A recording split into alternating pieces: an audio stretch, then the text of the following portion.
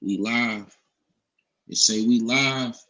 Welcome to Shock the Live. Culture. Welcome to Shock the Culture, where we shock the culture through conversations and content that leads to action, and those actions lead to results. I'm Dom.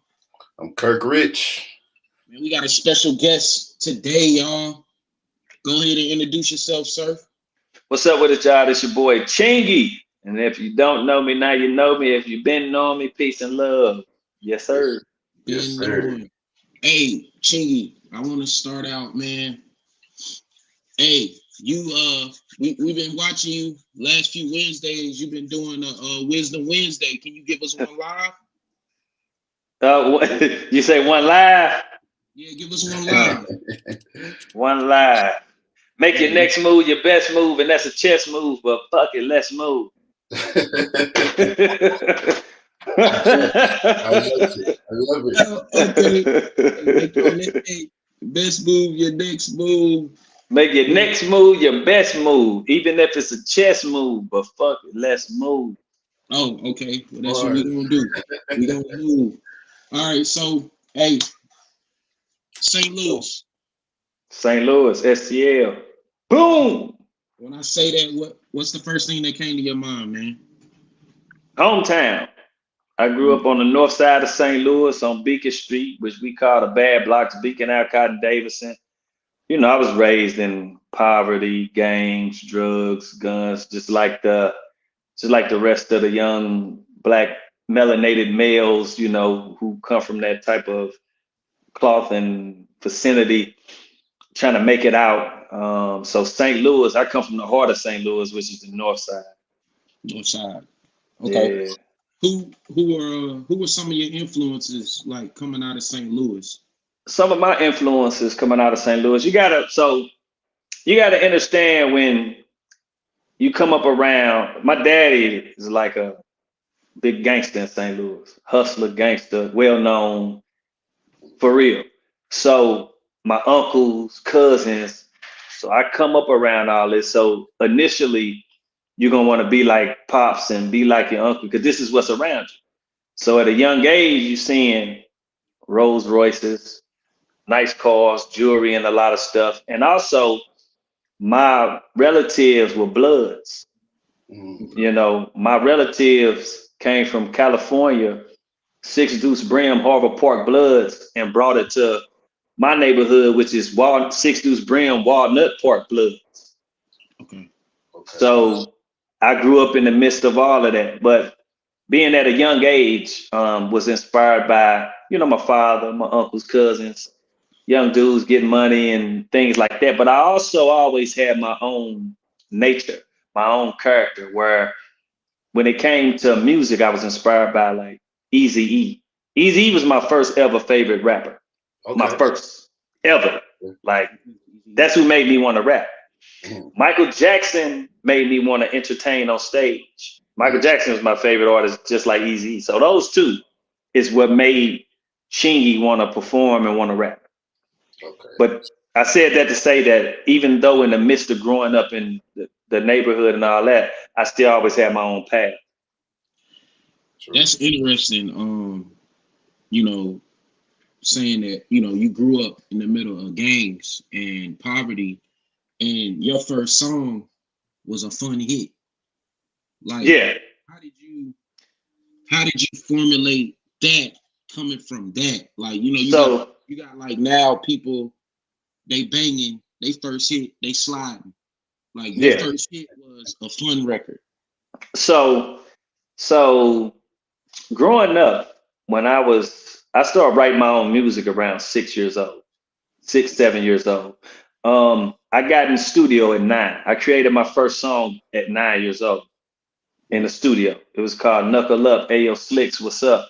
Was fun. I had a relative, my older relative cousin, Ice Lee.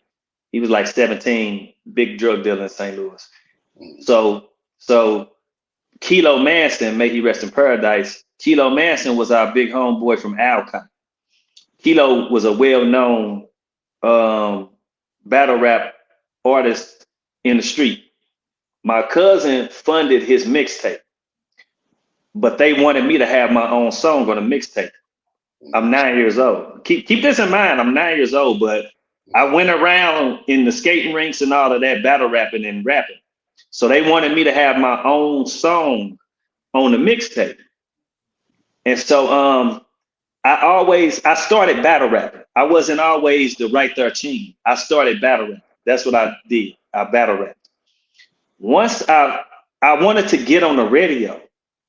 And so in order to get on the radio, you had to have catchy hook songs and all of that.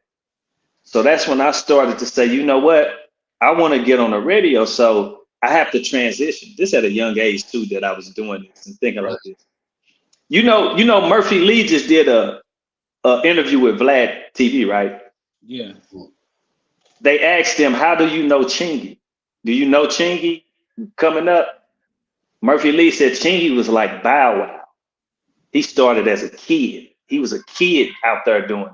And I just said that to say this is well known. Everybody knew this. I was like one of the first little rappers, I must say, in St. Louis running around at that point. I was really young. This is when the hip hop scene in the 80s was coming. It was beginning and blossoming. I was a part of that. And so back to I was writing music, battle rapping, but then I said, let me make a turn because I want my songs to be on radio. So I learned how to make catchy hooks, how to make catchy songs. And that began at a very early age, like 10 years old. Who was your mentor in that? Being, you know, there was no internet, there was no Instagram where you can go watch videos and clips. Who mentoring in that? I taught myself a lot, but I was always looking at it. You know, Crisscross was one of my favorite groups. JD, you know, I was inspired by. Like I said, Eazy-E was very much a focal point. DJ Quick. Where I come from, we were really in tune into West Coast music. You know what I'm saying? So a lot of the West Coast greats was on my radar at a young age.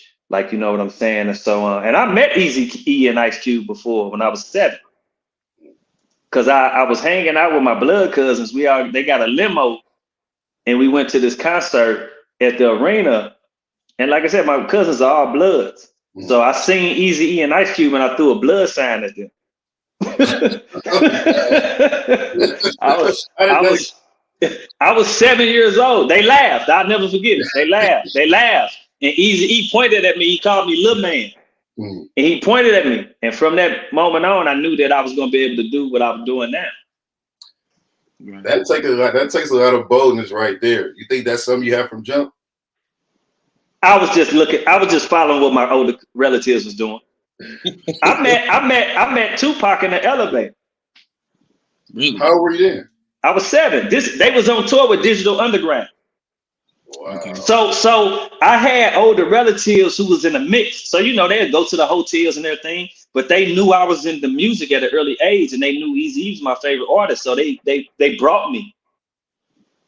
That's crazy. That's a lot of history. And right. Yeah, I met Tupac on the elevator. No bullshit. Right. Oh, man. Right. So that makes me think like, okay, well, you being exposed to so much so early, it also sounds like you were exposed to the investing side of music. Like, yeah. So you say your cousins, they were funding somebody's project? My older relative named Ice Lee, my mama's sister's son, he funded Kilo Manson mixtape, and they wanted me to have my own song on there called Knuckle Up. Yeah. I'm gonna share a little bit of the verse with y'all. Good. I was 9 years old, right? I wrote my own shit, but it was like knuckle up with a smooth pace. I'm beating like hard bass. Nigga thought he was hard. That's why I'm taking it to your face, and dumb. I'm not the type to give up on the smooth beat. I'm coming through your doors, breaking and shaking concrete. I'm loped out, and all these simps get choked out. Capacitate the room, and everybody get smoked out. Now keep on creeping and keep on stepping. It's 2 feet on the stand, but the mic is the weapon in my hand. So when you see me, don't buckle up, buck them down, knuckle up. Dirty little scoundrels in effect. now nigga, what's up? Taking the time to write a rhyme and do what you like. I rehearse the verse, I get it down packing and grab the mic, kicking the flow, and I compose like Mozart. I got on my boots, Dickie suit, and my Carhartt. Been rapping for years, I mean many ages. Got so much clientele, you can find my number in yellow pages. Break them and take them, broke them and smoke them, I broke them low. I'm kicking this rhyme, a little nigga named Slick. So never mistreated, never be beat it on the microphone. Later perpetrators kick a verse and send them niggas home. No, you don't know. And it was like that. 9 years old. And you still remember it and rap the same way. Because and rap this, you peeped that, right? Yeah. You peeped. Yeah, rapping the same way. So that's a great segue into Chinglish.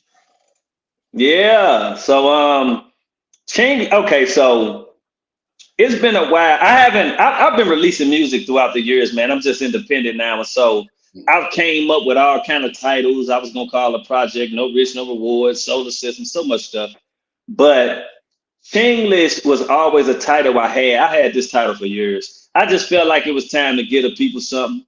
And you know, I call it Chinglish because it's my truth, me, myself, and I, what I've been through, my terminology. And you know how we talk here in St. Louis, man, with the Thurr, the Herd, all of that stuff. That's literally how we talk. I can't even say there if I wanted to. I don't know how to say it. Yeah. It's like I can't say it. So that's just how I'm talking. So Chinglish was the title that stuck, and it's the most catchy, if you ask me. And it's just my way. You know what I'm saying? My truth. And if you hear the EP, which has got like 8 songs, because I'm gonna drop 2 more EPs after I drop this, and it's only getting harder. But if you hear the EP, it's very diverse. Like no one song sounds alike. It's a different take on each song. And one of my favorite songs on the EP is Everything, in which I give it a little political twist on there, because deep down in my soul, I'm a politician and a revolutionary, you know, and so that's always been a part of me, because I just hate the injustice that goes on in the world, government, a lot of that shit, but that's neither here nor there. But that's one of my favorite songs. I got a song on there called Do Your Thing, where I'm speaking to a lot of the young dudes in this generation, and just talking to them about what they're doing on the street and how, you know, they can do whatever they choose to. It don't have to be illegal if they put their mind to it. And I'm speaking to a lot of this new generation, but I still got the fan favorites like One Call Away, pulling me back with the song called That Good, which I produced, and the song She Do It with Twister, which I produced, and even Can't Blame Me, which I produced. And so, yeah, man, so this EP is a great EP. You know what I'm saying? So Chingy fans should appreciate it, and even if they're not Chingy fans, should appreciate it. So, you know, June 16th, whether it's out now or whether it's coming out, is June 16th on Tupac's birthday. So that's pretty special in itself to me. Sure. So yeah, man, everybody should check it out. For sure. I wish you could see my notes. You named you took some of my questions.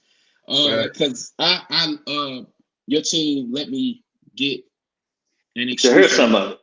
Yep, I heard it, and there was a mixture of sounds, but your flow stayed consistent, just like your freestyle.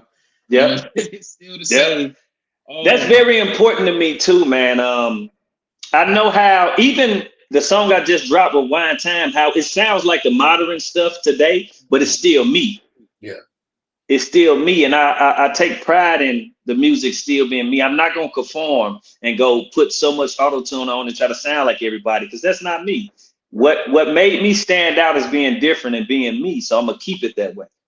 Right. And that kind of go ahead, Kurt. Okay, that brings me to a point, because I listen to your music, and you're one of the few artists who you have a memorable hook, and of the verse is just as memorable. Now, so when it comes to like creating and writing, is the cadence, is that something intentional that you do? You know what? I just go, and I just try to be different in my own little way. I just go. I make the hook catchy. I want the verse to be as catchy as the hook. That's rare. That's you know what I mean? Yeah, that's super rare. And so it all can kind of just come together. But at an early age, I taught myself. Remember when I was saying about I wanted to get on the radio? Yeah. So eventually, every song became catchy, hook and verse. Everything needed to be catchy. Okay. Yeah. So Yeah, that's hard. That's the That's formula. hard to do. Yeah, that was your formula because you understood that. Hey, if I want to get on the radio, this how I gotta be. Yep. And for you to have some lyrical presence is dope, like some lyrical prowess. And you know what? One thing that don't get mentioned when it comes to my music is the storytelling. Yeah. Nobody talks about the storytelling, whether it's Right There, Holiday Inn, One Call Away, Pulling Me Back. I actually be having a storyline. I noticed that listening to your EP, man, on Do Your Thing, when you were speaking to the younger generation, you had a storyline through that whole song. And I wanted to ask you about that. That storyline, was that something that you witnessed, or was that your life, or both? Both. I'm gonna say this. One time, what inspired that song? So, like I said, my neighborhood, Walnut Park, blood neighborhood. One time, one of my homeboys who rap was shooting a video. I went over there, and they kept on talking about this little dude who was a shooter. He was 13 years old. Jeez. They kept talking about him, but they was talking about him like how he was a shooter. He'd get on you and this and that, but nobody was talking about like leading him in a different direction. I grew up with his mama. So I told her to go get him. I wanted to talk to him. So he came over there and he looking at me like, nigga, what the fuck you want? I know who you is, but what you want? Yeah. This little dude 13. He was looking like, man, what? And so I just started talking to him and just coming from a different place and talking to him. He eventually, that serious face became a smirk and a smile. Because I'm almost sure nobody cared about him the way that how I was talking to him. Everybody was just leading him in a different direction. And so I would see his mom after that. She said he was doing better. But when you surrounded by that, you probably end up doing better. But when you get down bad, you might go back to what you're doing. But I said that to say that song, that inspired that song. But even with me at a young age too, being a young dude, being inspired by what's around me, you know what I'm saying? And so that storyline was took from that day with that kid, me talking to him, and when everybody was like, this 13-year-old is a shooter. It's almost like that's the thing that gets you clout nowadays. Being willing to that look like you, being willing to be a terror in the community. That's why. You know what's funny is when you think about melanated culture. When I say melanated, because I don't use black, I don't say black or white. It's clear to me right now. Now one of us are black. We have color. 9 times out of 10, it's red, green, it's yellowish hues mixed in together. But I don't say black or white. It's because that's those two words to separate. So I say melanated, speaking of individuals with hues as ours, and I'll say European, speaking of individuals with hues of what they call white. With our culture, that seems for a long time to be the thing that determines if you real or not, is if you was in the street selling dope or shooting people and all this. This seems to be the thing where young males such as our hue, this is what makes you real or not. And it's always been very strange to me because I know dudes who don't even come from the street for as being like was in gangs in the hood selling drugs who will shoot you quicker than a dude from the street. True. You got something to protect, got a family to go home to. You know what I'm saying? We have a lot of messed up things that we have, and when I say we, I'm talking about the community and poverty that we all come from in the ghettos and hoods. We have made that culture with selling dope, drugs, and don't get me wrong, what I talk about in my music is what I've been through, what I see, and what I want to do, and some things I can't do. I just put it all into perspective. I come from that cloth. I've sold weed. I've sold dope. I've done all that. I thought I was a blood. I used to gangbang. I've done all that. But I got sense too. And as I get wiser, I get wiser. Meaning as I get older, I actually get wiser. You know what I mean? Everybody, we all go through things. But it's became to be a very big culture. Even, I mean, pay attention. These little European kids didn't used to be, you didn't used to see them listening to trap music. You didn't used to see them acting out, like doing the stupid shit with the guns and all that until, and I'm sorry, I'm not down in I'm not gonna even put hip hop with trap music. Because hip hop started as conscious music. Yeah. So I'm not gonna put the two together. I'm gonna say trap music when I speak of that culture that came about for as an epidemic with the kids and what they like, and you know what I'm saying, with the guns and all of that. It's always been going on, don't get me wrong. And if you want me to place a blame or point the finger, the government is who put the guns on the train and sent them through the hood. The government is who put the drugs in the hood. You know what I'm saying? So if I'm gonna point a finger, it's gonna be pointed at them. Mm-hmm. The kids in poverty just will try to find a way out and make some money because they couldn't go get jobs. They couldn't go get these things. And so we had to find a way to make some money. I'm not saying that it's right, but what I am saying is sometimes you gotta feed your kids. And if this is the only way to do it, then that's just what we gotta do. But I just said that to say that that street culture of guns, drugs, and gangs have been glorified so much to the point where now you see what's going on with the kids. Right. This is it's a product of that. That is super true. So that it's tough because like where I am now, I ain't mean to get off subject. Oh no. You actually went to our next question. Everything is on subject. Yeah, I promise you. Because I coach football and coach in the hood. So there have been times, when we're practicing, we hear gunshots literally, and we try to get all the kids out there before dark. So I have a 2-part question. In 2023, what is real to you? And also the other part is, what's something that you would share with people who have a goal and a vision they're trying to get from point A? They're in those circumstances now in 2023.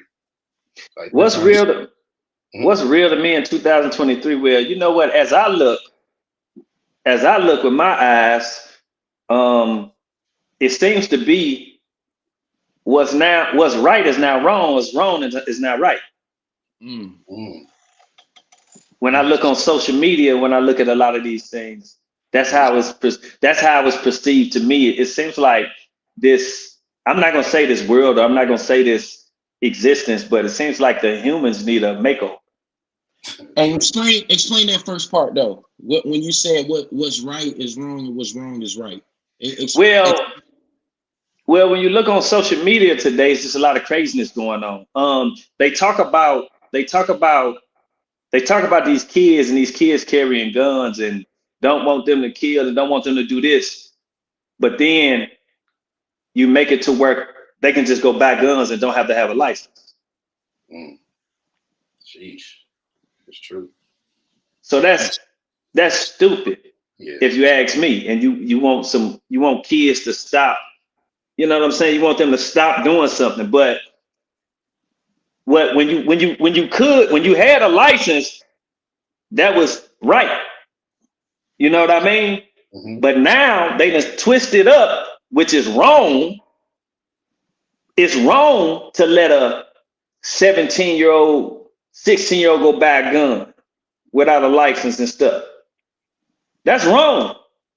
Right. That shouldn't happen. And then they wonder why all these killings going on. So that's when I say what's right is not wrong, what's wrong is not right. That's the type of stuff I mean. That is true. Okay. That is true. Yeah. And then the second part is, in terms of it's 2023, I'm a young brother, a young sister that's coming from those areas.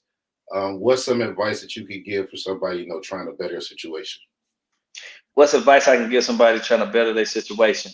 Long as you passionate about your work and you have compassion about your work, and you love it, and you stay on it. I'm living proof dreams come true. Literally, I'm living proof dreams come true. When I was 12, 13 years old, I always wanted to do a song with Jermaine Dupri. I wanted him to sign me.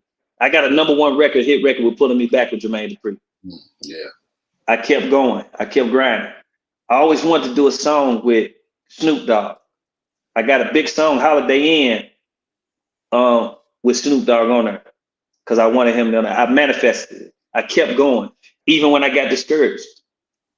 Focus and stick with your goals. Stay with your goals. Know in yourself, not believe. Know in yourself, and just keep going.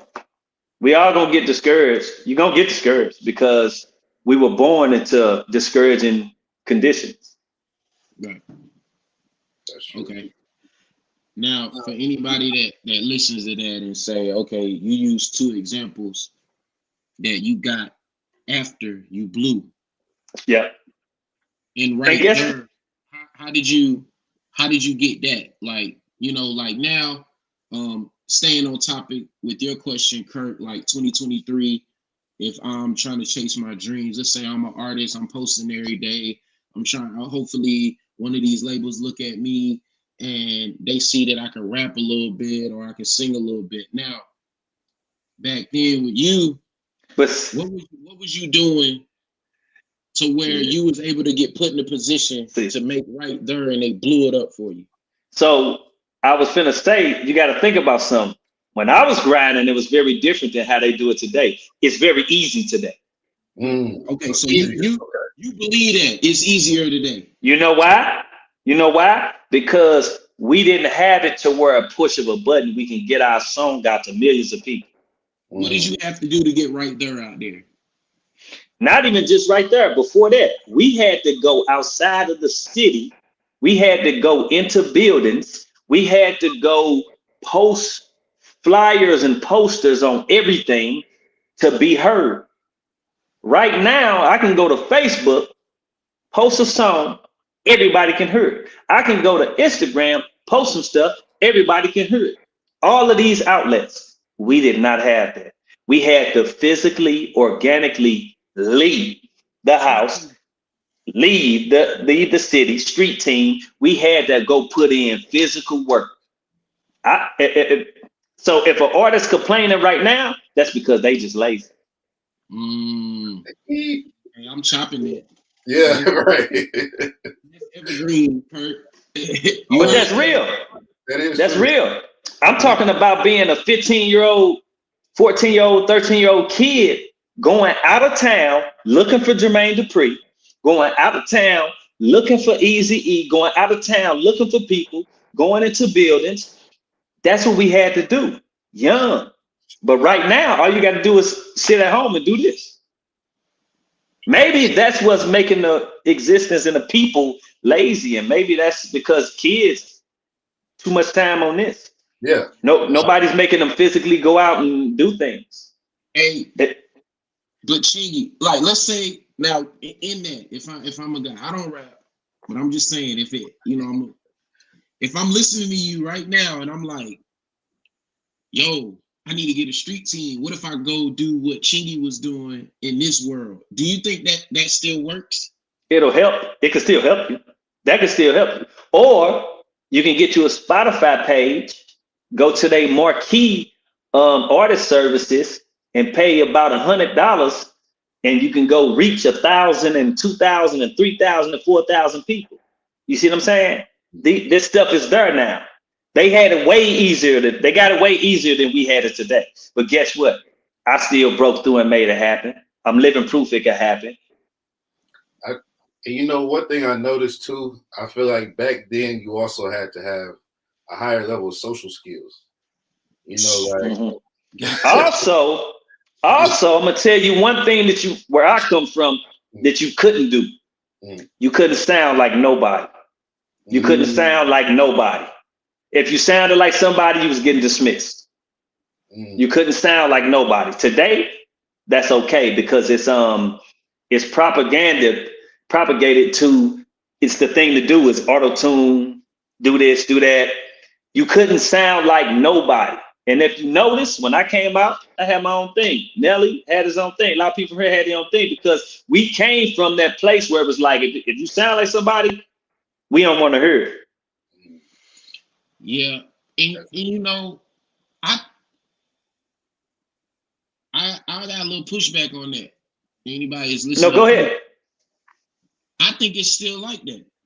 It's still like that. It's still like that in a sense, because I know a lot of artists who get on from sounding like the other artists. What's getting on? Because they think that sound is what's going on. So they like, yeah, no, you need to make a song like that. You need to make a song like him. You need to sound like this. They do that. I mean, I want you to think about something, okay? Let's think about Lil Wayne when he started using auto-tune, right? Early 2000s, T-Pain, Lil Wayne.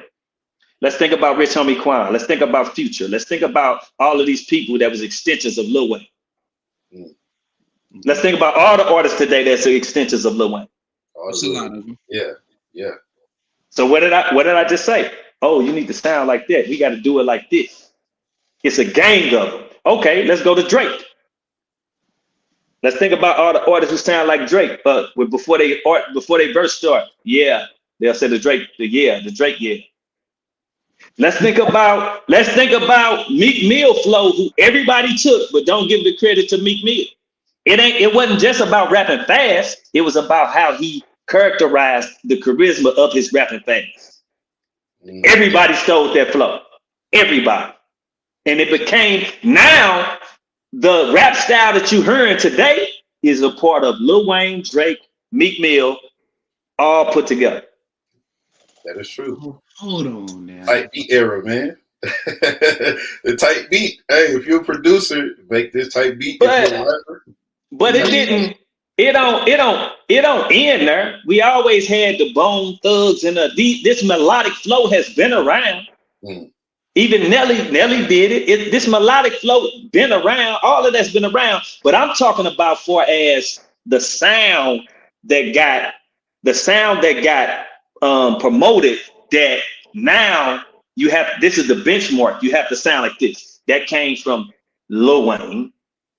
Yeah. That came from Lil Wayne. Rich Homie Quan got it. Future got it. A lot of people got it.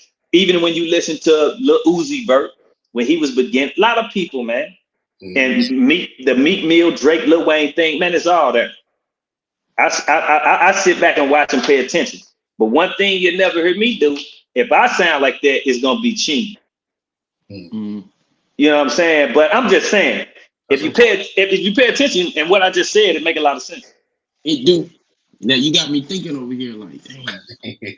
You got me thinking, cause I'm gonna go at another song on your album, bouncing back to Chinglish, cause I pressed play on the Dropbox and I just sat back. I wasn't really clicking through. I was just listening. Yeah. When She Do It came on, I'm not gonna lie, Chingy.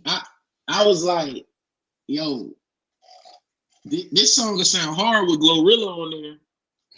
Hey, you know, I'm gonna say this, and I wouldn't mind getting her on there, but I know it get political once certain things go on. Okay. I listen. I'm a student of the game. I know how this works. When you're dealing with certain record labels, I know how this works. It get political when you start trying to go up. I pay it no attention. I don't even try to do it.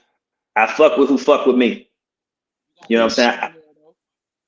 Huh? You got Twister on there though. And he smashed it. That's my dude. Twister's my dude. It was. And that song came about because how people don't understand girls that strip.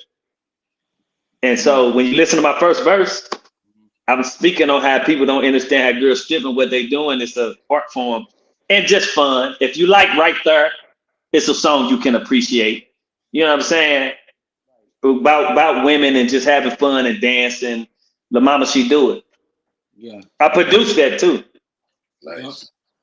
And how long has producing something that you've been doing? Like you, man, hey. So remember when I was talking about when I was 12 and stuff, rapping? I used to sell weed. And so I used to work at Burger King and I'd be selling weed in Burger King. I be selling no boys. I sell my little whole ounce of weed in Burger King just to go get some studio time. Okay. When I would get the studio time, and I was in a group. When I would get the studio time, Eric Peterson was the engineer name. I would tell him to put on the keyboard and the beat machine. I would play a beat how I wanted to hear the drums. I would tell him, because he knew how to play the keyboard, the sounds I wanted to hear, and put it in the song. And then we'll do the song to that. So I've been producing. I've always been producing. I just never, when I came out and moving forward, it wasn't something I could focus on both. So I just got with producers. But I've always produced.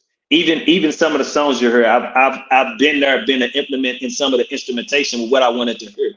Okay. Dope. You know what I mean? So it's always been there. Okay. That's super dope. Yeah. Hey, so there ain't enough air to spare some how they hate to spare the wind. Some industry phonies owe me a few favors. Can't blame me. That's what you're talking about, right? Can't blame me. You talking about the song Can't Blame Me? Mm-hmm. You know how it's okay. I'm just gonna keep it all the way 100, and I'm gonna make an example. And I got love for Titty Boy, 2 Chainz. When I was doing my Jackpot album, because I was on DTP, I'm one of them dudes. If I come to the label, I'm finna work with everybody on the label. I'm finna work with niggas. I got them on songs. I got them on my records because I wanted to make everything feel at home and everybody be together. Right. But unfortunately, when some people get a certain place, they don't show that same love when you want to do something with them. And I'm not calling Titty Boy anything or nothing. I'm not calling him. I'm giving you an example of what I mean. Because if I show a lot of love to individuals, a lot of artists, and they don't show that love back when they get to a certain position. So you felt like when Titty Boy made that transition to 2 Chainz, did you reach out to try to get love? And Yeah. Me and Tit, listen, let me tell you something. We would do DTP studio lockouts in Miami. I have my own room because that's all I do is work. And the Disturbing the Peace CEOs will be complaining about how the other artists bullshitting around. But I was getting every artist, bringing them in that room, cutting like 2 to 3 records with them. You know the battle rapper Serious Jones? Yeah. Me and Serious Jones finished the whole album that week. No bullshit. Me and Serious Jones have a whole album together. How many tracks? Man, we did about 10. We got a whole album together. I would bring Titty Boy and Dollar. We would be working on. We did like 3 records in it with no problem. When I would ask Tit to get on the record, it'd be no problem. But when Tit started doing his thing, and I asked him to get on the record, all of a sudden, and nothing against Tit, because I still love Tit. I got love for Tit, but I'm just giving you an example of. It's just some stuff you just don't appreciate, but it ain't no big deal, you know. But everybody, I wish people were more like me and authentic, and Jackpot, I got you. It's that simple. And this was free of charge. You were doing this for? We was label mates, of course. Yeah. But if it went on the album, everybody got paid. Right. Okay. Nah, Titty gotta chill. You killed him on We Got Them Guns. Guess what though? You want to know how I got on We Got Them Guns? You killed him on that though. I'm gonna tell you how I got on there. You know the song I-20 song Fighting in the Club? Yeah. Ludacris heard that I killed that. We was at Magic City one night. Ludacris heard that verse, heard me kill that. When we walked out of Magic City, we was sitting in the parking lot just chilling, listening to Fighting in the Club. And Ludacris, that's when he wanted me to get on We Got Them Guns. Okay. Mm-hmm. Yeah. So, 20 over there ain't no exit. So. Yep. you know, I'm the reason that 20 got his record deal. For real? Like that 20. Yeah, with Capital. 20 got a record deal with Capitol Records. from my success being what it was. Okay. That's a good. And me and 20 became really, really cool too. Word. Yeah. Y'all still cool? I ain't talked to him in a while, but yeah. Yeah. Okay. Yeah. And you know what, man? Ludacris is with Janet Jackson on tour, right? They was just here. I was just on the bus with Ludacris and everybody, and just talking and chilling, and everybody. It's all good. Everybody's cool, man. You know what I'm saying? So it ain't no issues with nothing. Yeah. Okay. You said a couple things, like you were saying that when you were with DTP, you would have your own room. You were consistently working. No. We had a studio lockout. Yeah. So when I came back to Disturbing the Peace in 2006, they had a multiple new artists. Yeah. So they had studio lockout. I don't play. If it's a studio lockout, that means money was spent. So I went in the studio and was creating every day. It was my own room because I made it my own room. Nice. They knew I was in there being serious. So they'll tell people, don't go in there. Jackpot in there making music. If you go in there, you're going to be getting on a song with, because that's where I was at. I felt like all the new artists on the label, let me do a song with all the new artists on the label. And so Shaka and Jeff and them, the CEOs, was like, that's Jackpot room. Okay. What do you think is more important with the artist, the hustle or the talent, if you could rank the two?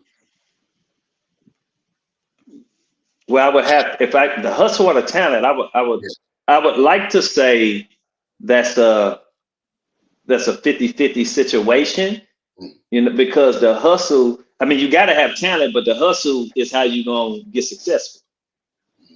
So the two together is going to be the overall best outcome.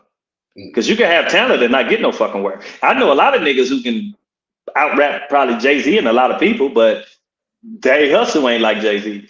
Yeah. What about the people that hustle with no talent? And a lot of people that hustle with no talent, they actually get somewhere. True. Okay. So that would mean hustle. Now let me say something. When I said no talent, everybody got a certain skill set. Right. Me, you, y'all two may not like it, but it's somebody that like it. I don't like to discredit people and say with really no talent, because we got 7 billion people on this earth. And just because me or y'all don't like it don't mean somebody else ain't gonna like it. I'm one of them dudes who, I don't have a favorite rapper at this point. I don't have a top 5 list. I don't have a top 10 list. I don't have none of that. Because just because you may think Nas is the #1 rapper, it's going to be somebody else that think it's Jay-Z. It's going to be somebody else that think it's Tupac. It's going to be somebody else that think it's 50 Cent. It's going to be somebody else that think it's Chingy, that think it's Eminem. So therefore, there'll never be a top 5, a top 3, a #1 artist, because everybody has their skill set and everybody's great in their own right. This is how I look at it. And this is how it is, because you can go around this earth and ask everybody who their favorite artist is, and you're going to get a million different answers. So a top 5 list, a top 3 and all of that it's not worthy of my time, because it just will never be true. True, very true. Give us your top 5. I can't.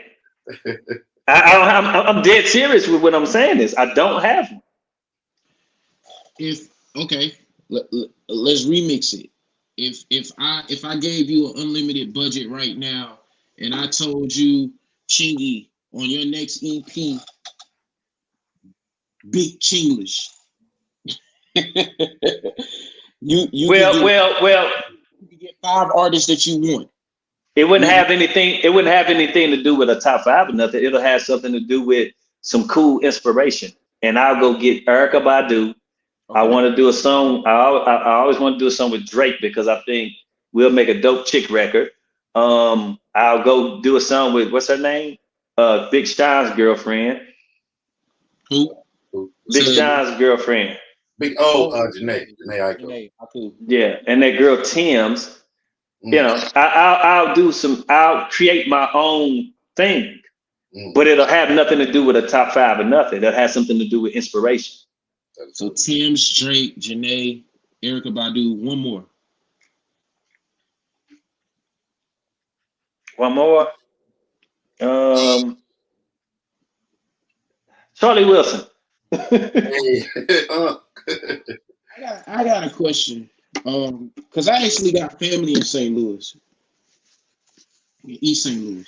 I remember going across the bridge, and the Popeyes was barricaded, and this was in the 90s. Factual, right? Just so people don't think I'm lying. Very factual. Very factual. On the east side. Right. East St. Louis. Most of my cousins went to Hazelwood too. I went to Hazelwood Western Junior High. Okay. So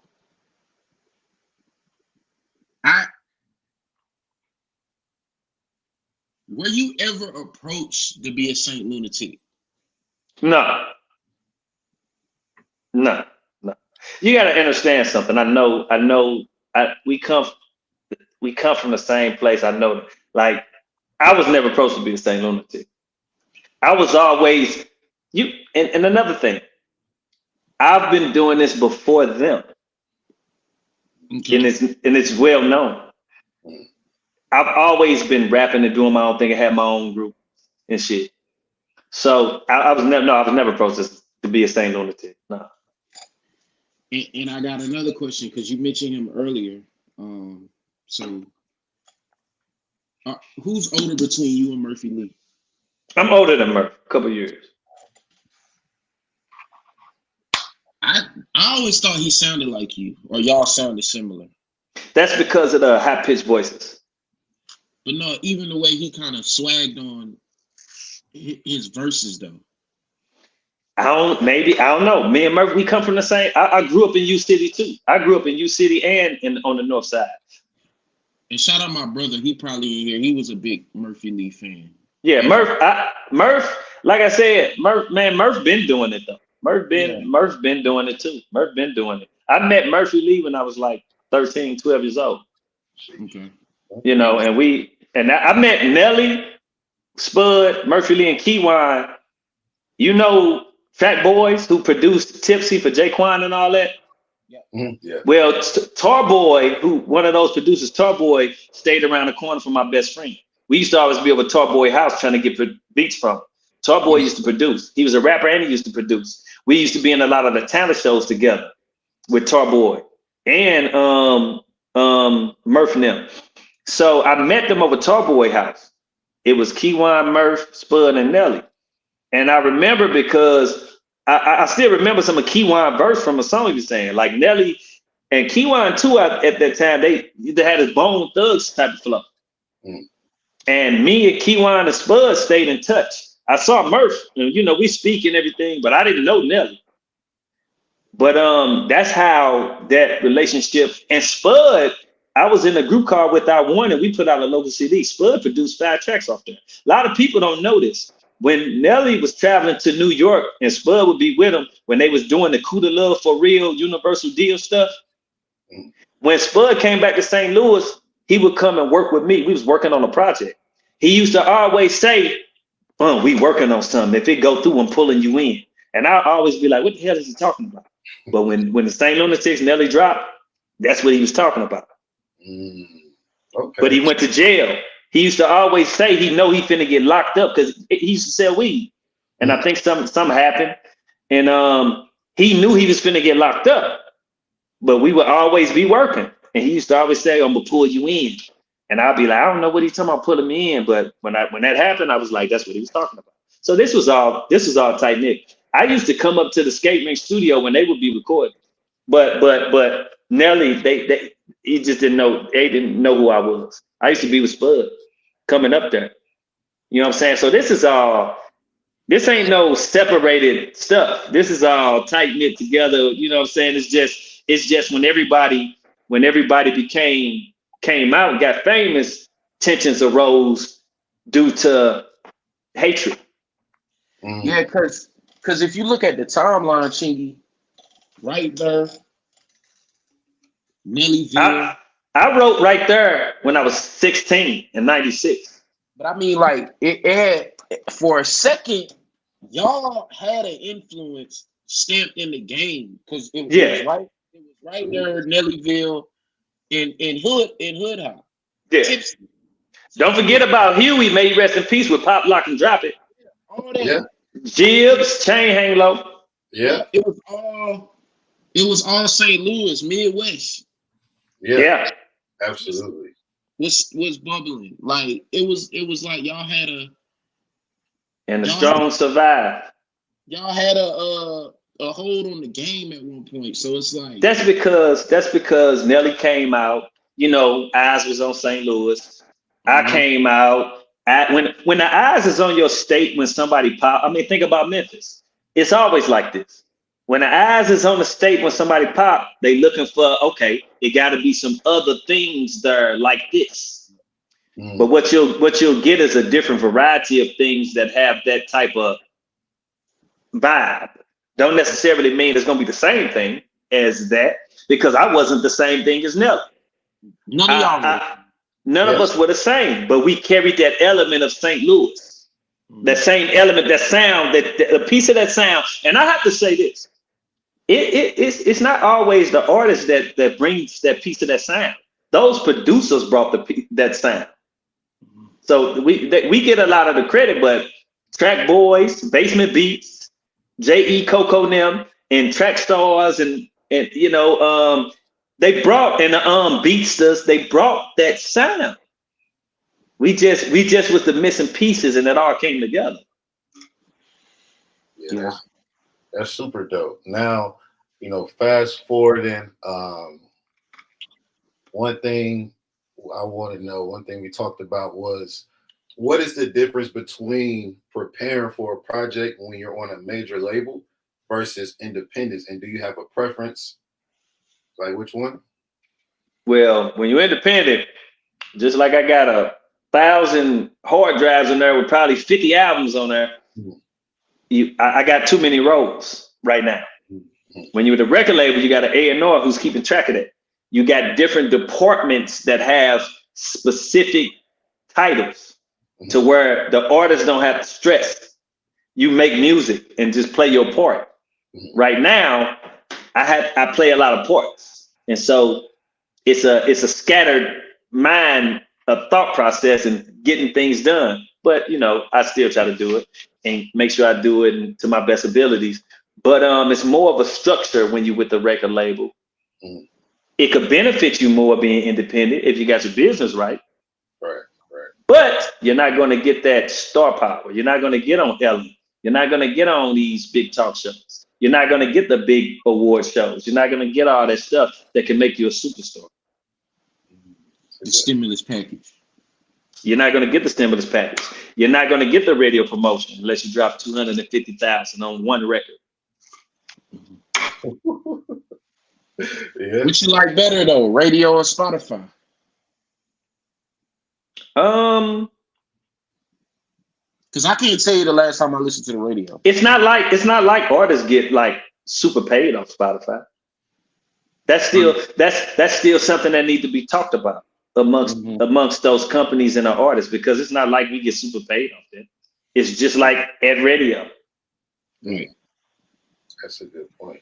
So I hear you talk about, you sound like you're very passionate about advocating for the artists, advocating for the youth.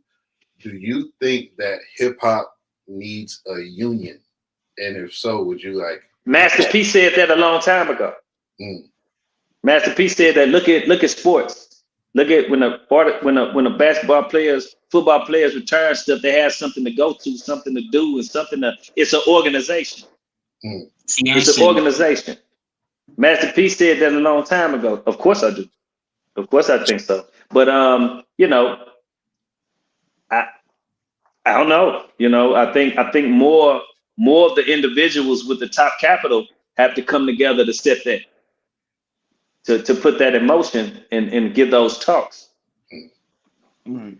Before AI kill all of hip hop. Oh gosh. Already. Michael Jackson is probably really pissed. Yeah, man. He'd have sued everybody if he was here. When I saw AI with AI Mike with Down for My Niggas. Horrible. It's disrespect. It's very disrespectful knowing that Michael Jackson didn't curse like in all of that like that to even to have his voice on something like that. Yeah. AI Drake was kind of lit though. You know, like I'm gonna tell you, single-handedly, that stuff can kill hip hop. It can kill it. It's scary. It could kill it. They need to do away without that. They need to do away with that right now. Right now. Kill it while it's still a baby. Yeah. Mm-hmm. Yeah. They got. I mean, think about Napster. Think about Napster and when that happened and what happened. Mm-hmm. Yeah. Think about it. This is one of those things. And you see, Napster just got out of here. What happened? Didn't Napster just get out of here? Get out of work. No, one of the streaming sites is done. They just got a lawsuit. Was it Napster? I ain't even here. Napster got hit back then, way back then. They was trying to get Napster out there. There's one that just got. Hold on, y'all gotta I make think me Napster pull up. actually tried to rebrand. They tried to do a rebrand. I don't think it was too good. But we also saw that so you're going back to school to get your bachelor's? No, I've been doing it. I've been doing that. Man, a lot of people don't know about me is I got a degree in astrology, astronomy, cosmology, numerology. I studied the metaphysics of religion. I studied the metaphysics of thought. I went back to school to get a bachelor's in psychology. This is all because I stay out of a state of thinking because I stay in a state of learning. And so it's something I like to do. That's dope. You know. Can you say that again? Hold on, can you say that again? Stay out of a state of thinking. Can you say that again? I stay out of a state of thinking because I stay in a state of learning. Like these social media tools I use for learning. I don't use them to go on YouTube and be looking for stupid shit. I don't got time to be looking at stupid jokes. Everybody's playing on everybody. People recording people while they're not looking, and all of this. I ain't got time for that. I use the platforms to inspire and to learn. If you look at my social medias, when I do Motivation Monday, Wisdom Wednesday, Find Out Friday, it's all inspiration to people. It's not me talking about somebody and all of that. And I don't care if it doesn't get bigger than the views, the people who do the dumb shit. I don't care about that. Everything is genuine with me, and it's authentic. You know, that's just who I am. I don't got time to be trying to down people and downplay people and make people look stupid and all of this. The thing that people need today more than ever is inspiration today, because there's so much nonsense going on in this existence. And it's not the world to be to blame, because the sky don't got nothing to do with it. The trees don't got nothing to do with it. The animals don't got nothing to do with it. It's the humans that's fucked up. True. Very true. Hey, and to go back, it's Spinrilla, y'all. My bad. Not my bad, Napster. Don't get us shut down. Spinrilla. It's who? It was Spinrilla that got that had to shut down. Oh, okay. But yeah. Okay. So you say you study like thought, numerology. I heard a lot of things like just the way the brain thinks. So in today's time with so much going on, do you think that we're overstimulated, like we're being exposed to too much? When you start teaching babies and kids that they have a choice to be a male or a female, it gets bad. It's bad. Yeah, because when we grow up, that wasn't even a thought. Like it just wasn't even a thought. like it's bad. You don't tell a little boy when he's 3 years old, 6 years old, 7 years old, he has a option that he could be a woman if he wants to. It's just not. And I'm not knocking nobody. I want this to be clear. But existence is based off polarity, meaning masculine and feminine. Right. And everything is dual, male and female, negative and positive. And I'm not knocking nobody. Whatever you want to be, that's what you want to be. But you don't teach a kid from when they're a baby to when they're a certain age that they have a choice if they want to be a man or a woman. Let the little boy be a boy who grows into a man. Let the little girl be a girl who grows into a woman. If along that path they want to, this is what they want to do, let them choose to do that. Yeah, don't push it on them. But don't implement that in their head, because see, from a child coming out the womb up until they 7, if they told so much by a teacher or by an elder to do this, be like this and that, they'll know what they want to be. So if I get a child and tell them, hey, you can be whatever you want to, a male or female. If you want to be a female, you could. That'll stick in their head, and when they get 7, they'll know what they want to be. So they might say, hey, I can be a female, I can be a man. You know what I mean? But let the child make that decision. Right. Yeah. Don't teach them in school that they have a choice. Let the child bloom. Right. That's a key word, bloom. Let them bloom, right? Let that naturally. And that's why I say, like, it's just too many agendas out here that's attacking the mentalism. That's scary for kids. You know, and back to when I said that's not even like an attack or not. Like, I have little children, man. Like, let the kids be kids. You trying to make a decision when they ain't even fully developed at all. Like my daughter's 5 and she trying to figure out what juice she want. Don't tell her to. Right. Hey, so let me say this. You want to be a dude or a girl? You know, that's crazy to think about that. It's that way. Do y'all know why the number 7 is important? Why is that? You see it a lot in the Bible. You see it a lot. It's always, number 7 is always important. That's because up until the time a kid is born, up until 7, at 7 years old, a child would know what they want to do for the rest of their life. Every 7 years, your cells rejuvenate and renew.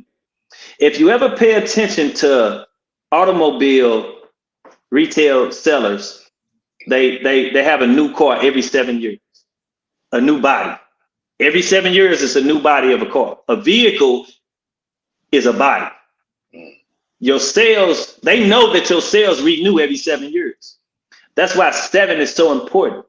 You give a teacher or a shaman teacher a kid up until they're 7, they're gonna know what they want to do the rest of their life.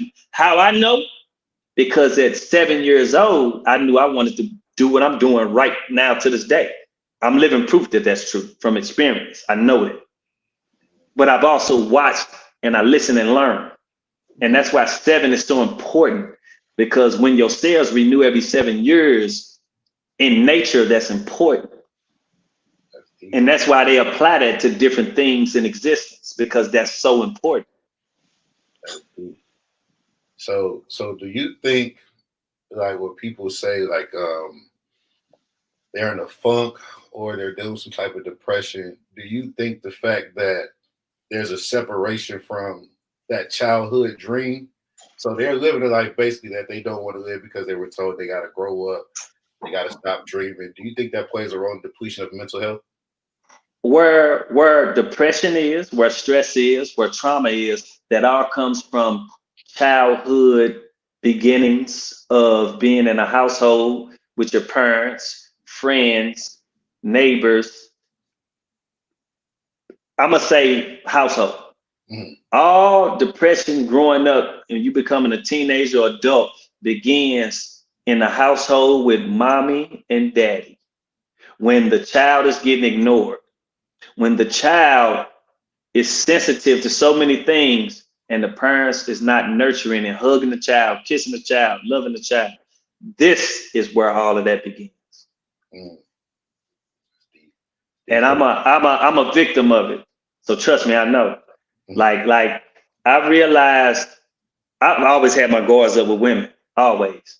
But you want to know why? Because my mama wasn't a kissy huggy type. She wasn't an I love you type. She didn't do any of that. So when a girl tried to embrace me, I didn't get it. I was more scared of it than anything. Yeah. Like, I was on serious mode, like, what you doing that for? This is what happens. All that trauma starts in the household with the parents and the child. That's deep. That's insightful for real. And I'm understanding that a lot myself from when a child being in the womb dealing with getting the mother's emotions and taking in the way the mother's feeling because of Gabriel Mate. He's an author that has this book, Is That Normal? I think I'm saying it right. And it talks about a lot of neurological issues from the womb, being in the womb with the parents and coming out the womb and not receiving that love as a child and how we grow up to have these wounds from the trauma. All of us. All of us. And we think this stuff is normal, but it's not normal. And it starts with the child and the parents.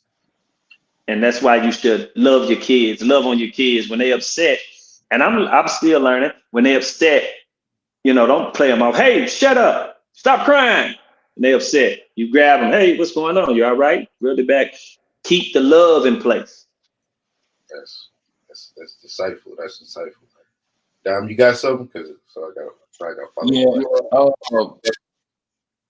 I have one more fun question. I know we and my daughter is gonna FaceTime me, and so she's graduating from preschool Friday, and she's gonna FaceTime me, and she's gonna be very upset if I don't catch it. Congratulations to her, man. Yeah. Hey, but yo, I had a fun question I had to ask because you got a famous meme going around. I don't know it. Oh, you did say earlier you don't go on for the funnies. I got a meme going around. It's not a bad meme. It's a line that you said. So give me what you got for a pork chop. Yeah. That meme been going around for 10 years. Explain it here. I mean, if people, first off, it was a bounce DJ from New Orleans in the 80s, early 90s, who said that. Give me what you got for a pork chop. Give me what you got for a pork chop. Yeah. I forgot his name, but I just said it in my lyrics to honor him, to be honest. Yeah. But when I said, give me what you got for a pork chop, that means if I take you to get something to eat, we fucking. I don't know if I'm supposed to curse. Sorry, y'all, but you want to know what it means. That's what it meant. There it is, y'all. Give me what you got for a pork chop. She threw it at me like I was a shortstop. Yeah. So, oh man, that. And if you listen to the line, it's there. Give me what you got for a pork chop. Here, you got something to eat. Now come feed me. Yeah. But yeah, that's what it meant. That's dope. Okay, and final one for me. What's your, in this day and age, in this era, what's your take on investing? My take on investing is I'm invested in Roku, I'm invested in cannabis, I'm invested in Coca-Cola, I'm invested in McDonald's. I'm invested in Vanguard. That's my take. Invest. If you got some money, some leftover money, even if you got a job and you're making $500 a week, take $150. Okay, take $100, put that in your shoebox stash. Take another $100, put that in your bank account, and then take another $100 and put that into investments. And take the $200 left over to have in your pocket. There it is. That's a gem. That's what I do. And my little pocket money is at about 50,000. No, just we love it, man. That's what's up. Hey, Chingy, we want to thank you for coming on, man. Is there anything you want people Peace to know? Chinglish coming out Friday. Friday, get the Chinglish album. Follow me on my social medias: TikTok, Instagram at Chingy. YouTube, Chingy Full Deck, Facebook, Howard Chingy Bailey Jr. Hit up Spotify and stream all my new music, stream Wine Time, all the new records, all previous records.